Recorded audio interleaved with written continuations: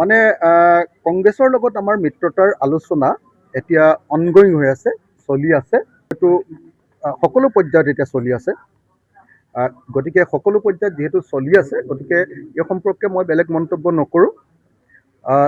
যদি এই সম্পৰ্কত এটা সঠিক সিদ্ধান্ত হয়, তাৰ পাছত মই আপোনালোকক ক'ম।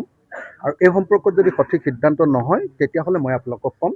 গতিকে এই মুহূৰ্তত একদম স্পষ্ট কথা যে আলোচনা কংগ্ৰেছ দলৰ লগত চলি আছে।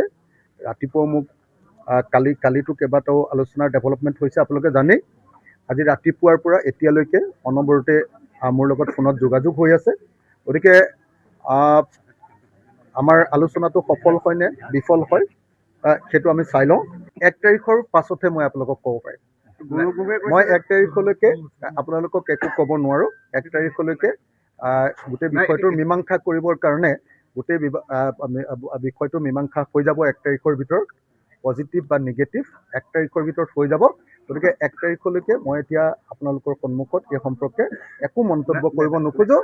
1 তাৰিখৰ পাছত অখিলভাৱে কম্প্ৰমাইজ কৰিব নেকি? 1 তাৰিখলৈকে মই মুখখন নেমেলোঁ, আপোনালোকে যিমান কৈ থাকিলেও নেমেলোঁ।